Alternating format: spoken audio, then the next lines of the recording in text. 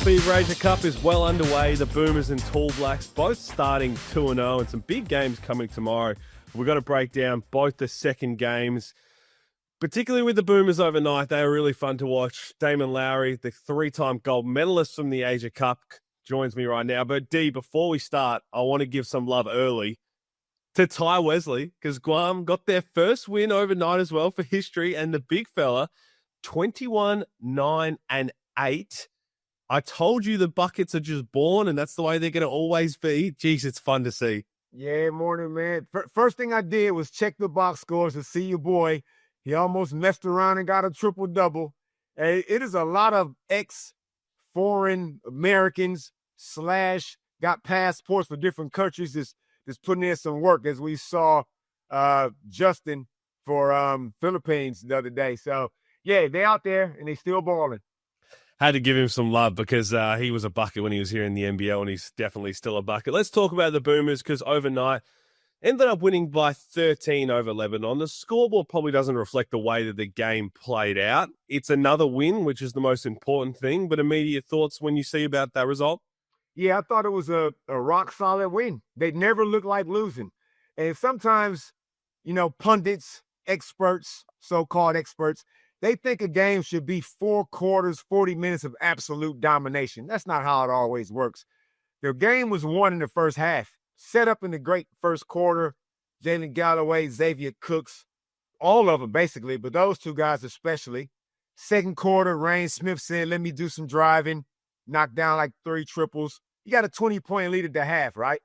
You go into the fourth quarter, you're still up 24 points or something. All right, lost the fourth quarter, and they made it look somewhat presentable. But the game was never in doubt.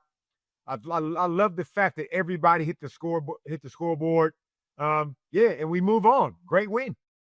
Let's talk about Jaylin Galloway, because that first quarter was outstanding. We touched on it last episode we did when we recapped that first game.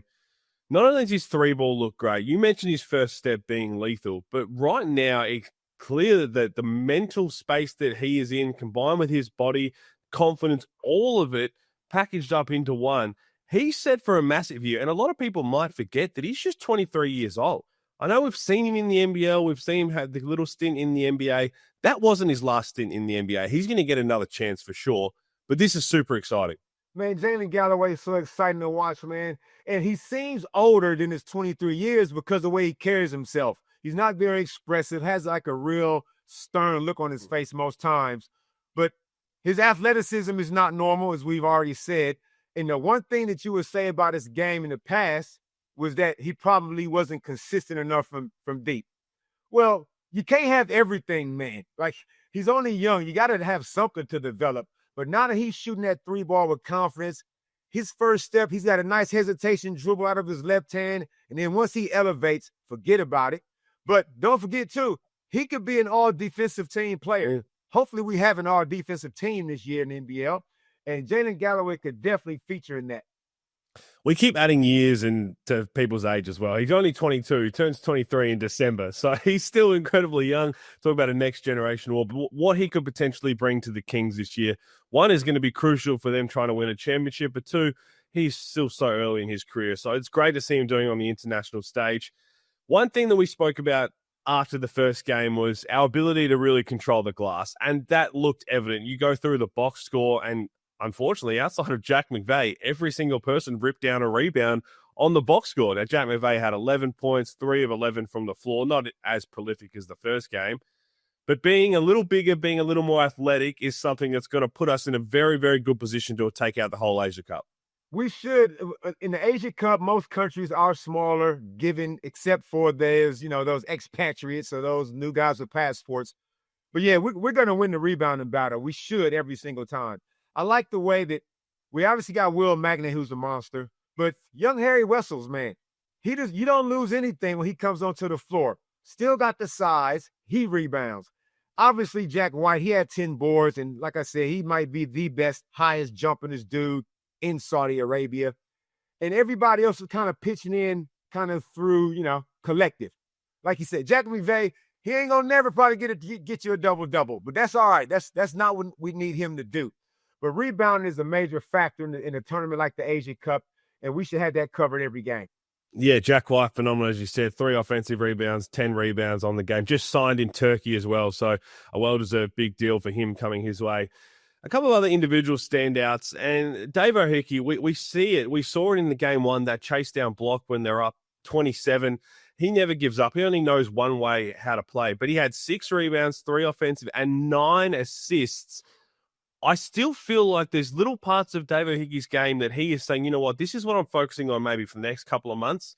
And when all that comes together, maybe it's this year in the NBL, maybe it's next year, who actually knows what his ceiling can be? Because this is incredibly exciting for a guy who probably should have been officially the finals MVP. This is just the start of something special for him. That was a more quintessential Davo Hickey game where he's all over the box scores, all over the stats. Now, one thing about Davo is, yes, he has one speed. Sometimes I would love to see him shift gears, Pete, because the game is going fast and they're trying to make a miniature run, Lebanon, and Davo's still playing quick. When I felt like there was a few times that he probably could have said, nah, I don't feel like running. It's not in our best interest right now. He'll learn that over time. But the more he's on the floor, the more comfortable he becomes. He does not ever, ever lose belief in himself. That is the major thing. And how many Australian guards do we have is 6'4", 6'5", athletically gifted as Davo?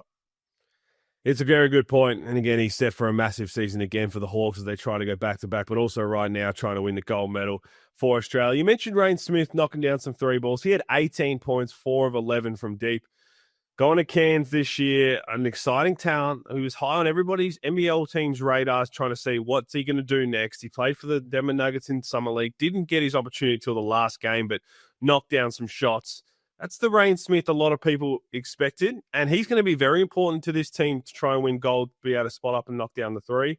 But also, what are you expecting from him in an NBL campaign then on the back of this? Yeah, Adam Ford is somewhere right now rubbing his hands together like Montgomery Burns. He is so happy to see another shooter, young guy, the lefty stroke. Now, Pete, we know that comparison is the thief of joy. I'm going to throw out another old school name for you, Pete. You nailed the first one. Don't mess this up.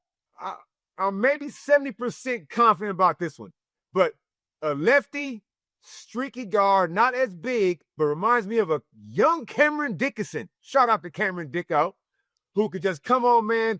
Don't matter if he missed his first 5 threes. He don't never think he's going to miss the next one. He came out and just went whackety, whack, whack. 3 triples, kind of blew the game out in that second quarter. But he's going to give Adam Ford just more firepower. You need shooters around a Jack McVay who's going to draw double teams, another shooter around a guy like Sam Wardenberg. So, yep, he's a sniper, and every team needs one.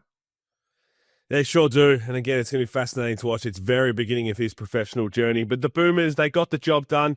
They now play tomorrow at 6 p.m. against Qatar at the end of the group play before things start to get serious. So we'll talk about that at the end as we wrap this all up. But let's talk about the Tall Blacks quickly. You got more?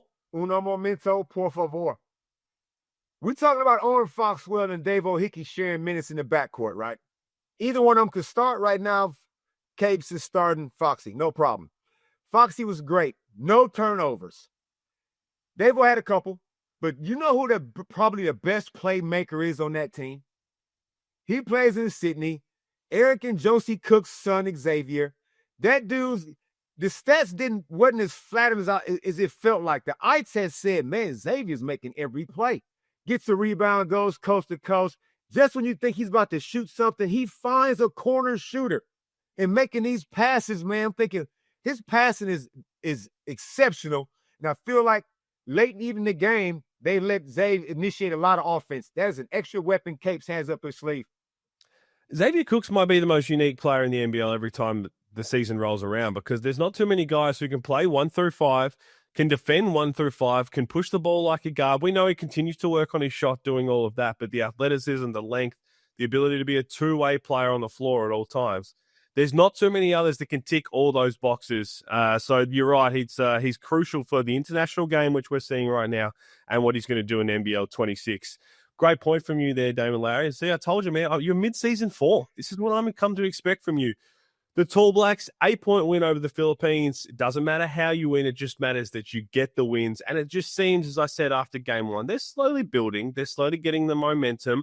Jordan Arter had 22 points. We've seen him in the NBL at times. We've seen him on the international stage a lot. Torrey Smith-Milner continued to chip in. Flynn Cameron. But I mentioned it after game one.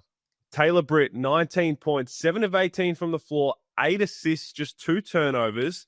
He's done this many, many times for a fair few years now, playing whether it's the Asia Cup windows, whether it's international windows. But this is now, if people don't understand, you got to get on board the Taylor Britt train. I'm on there with you, Pete. I'm on there with. Thanks for the invite. I didn't need to be invited twice. We cannot talk New Zealand without talking young Britt. Now, Coach Coppenden, man, in New Zealand, great job by you, because he's never really had that backup point guard to go with PJC. With all due respect to Mitch McCarron, by the way. Mitch just towards the end of his career. Now you bring in a young guy.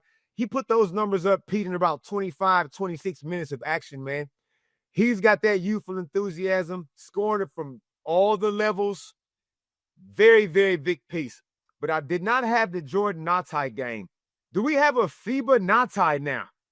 I mean, he poured in 19 first-half points, made every triple he took, all 5 of them, playing some real good basketball, and then the rest of the guys, the others, so to speak, really chimed in. Max Darling had some cameos. Colin Bouncy Davison, he's always the highlight waiting to happen. So they pitched in good, but I got to give an extra shout-out, though. I had to go look this dude up. I'm like, who is this guy? Ben Doles. I was not familiar with his work, man. Playing in the University of Marquette, 6'11" with a real nice stroke on him. He's a guy that all NBL teams need to keep an eye on. Yeah, he had 11 rebounds, 2 of them on the offensive end in the 20 minutes, got the start as well. So he's in a promising talent. Tall Blacks will play the Chinese Taipei at 4 a.m. So we're going to have a lot to break down, whether it be Sunday night or Monday morning for all the NBL fans. Mojave King, it's great to see as well. He had 11 points, but he just looks like he's playing at a different level of, I guess, freedom in terms of not too worried about what's next, what he's going to end up playing next. But it's great to see him out there. And Flynn Cameron, we talk about. At some point, I want to see the fully unleashed Flynn Cameron. We got to remember he's still very young in his professional journey. He was stuck behind some veterans and some very, very good veterans at that for Melbourne United, but obviously signing with the Adelaide 36ers. So with all that said and done, Damon Larry, so Chinese Taipei tomorrow for the Tall Blacks, 4 a.m., 6 p.m. against Qatar. Are there any concerns going into this game, the last game before we start to get into the serious stuff? I mean, every team is dangerous. So you just can't afford to relax. Teams are not going to quit. Everybody's playing with their national pride. And little message to Mojave. Leave the referees alone, man.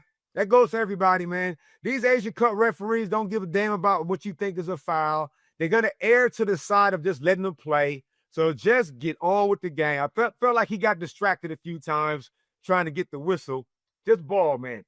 Everything seems, as we said, off the very, very top, the preview of the Asia Cup, that at some point New Zealand or Australia are going to play each other. It's whether it's going to be for a medal or it's going to be on the way to a medal. But right now, both teams are 2-0 and doing what they have to do. Damon Larry, thank you very much. Enjoy the weekend because we've got 2 games tomorrow to talk about.